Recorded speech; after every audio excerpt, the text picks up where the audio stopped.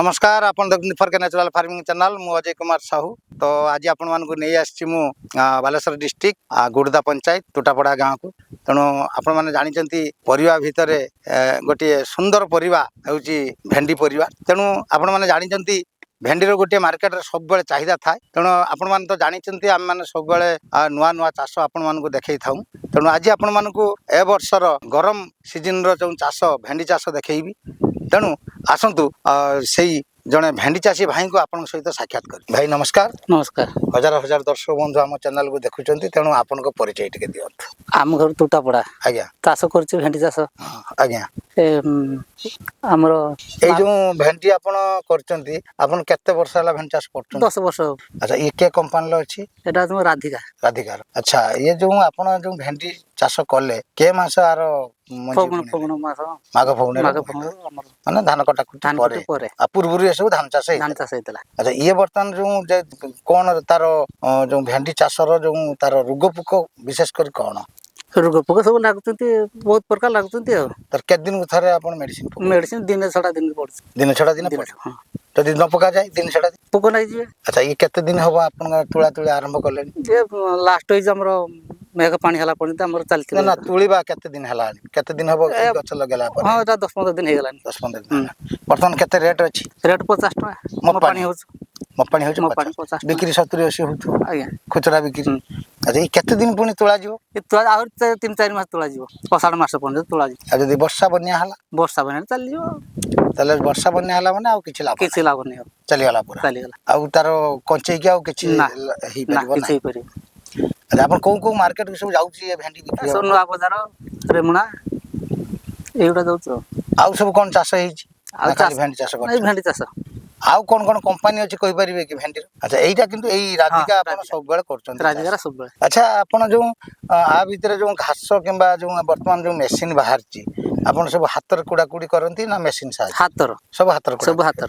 अच्छा वर्तमान तो आपण एकाटिया करि पार नथिबे जो मजूरिया आणुचंती किंबा लेबर आनी काम करूचंती सब केते कोन मजूरी सब? मजूरी हमर 300 टका लगा नउचंती। 300 टका। हां और पुरुष लोक कोन स्त्री लोक कोन? 300 कोन सबते। अच्छा ए जो भेंडी जदि भेंडी चाष न करके आउ किछि चाष करा है थांदा आपण केटा लाभ बोली भाबते? भेंडी चाष रे लाभ ना बैगण चाष रे लाभ ना ए जो गरम दिन रा चाष कोउटार गुटे भलो लाभ बोली भाबुचंती? भलो लाभटा हमर भेंटा बोली भाबुछ हम।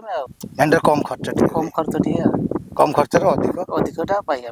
शुणुले आपण चाषी जने कहूले से गरम दिन रे एते चाष भितर भेंडी चाष को ही चॉइस करछंती। से जानिछंती भेंडी रे कम खर्च किंतु तार प्रथम कथा होउ दिने छडा दिने विष प्रयोग करिया पई पड़िबो नहले पोक लागि जिवो। तेणु आपण माने जानिछंती धान कटा परे तो आपण मानकर उपयुक्त समय हला धान काटि सारला परे हळ करी भेंडी पकेबे। भेंडी रे विभिन्न प्रकार कंपनी रहिछि। वर्तमान सबठार बड़ कथा होउ पूर्वरु जो 10 वर्ष 15 वर्ष पूर्व जो भेंडी चाष होउतला गोटे शेत रोग लगुला जोटा कि पत्र धड़ा पड़ी गले आउ परिवर्तन कर पार नथला चाषी।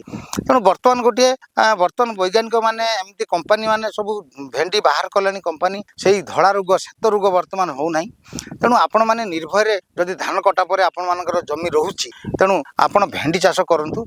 आपण माने जदि आपण मानक मार्केट रे जांतु देखिए परिया मार्केट रे चाषी जने कहउतले बर्तमान 50 टका 60 टका भेंडी मपाणी चलची किलो। जदि मपाणी 50-60 टका हुए मिनिमम 70-80 टका खुचरा बिक्री होउथबो। तेणु आपण माने भी मार्केट रू किनी खाउथिबे। तेणु आपण माने जमी धान काटि सारला परे बेकार न पके भेंडी चाष करंतु। भेंडी गोटे जदि 1 एकर 2 एकर जमी चाष करंती मिनिमम गोटे 2-3 लाख टका निश्चित भाव में बेनिफिट पाई परिबे।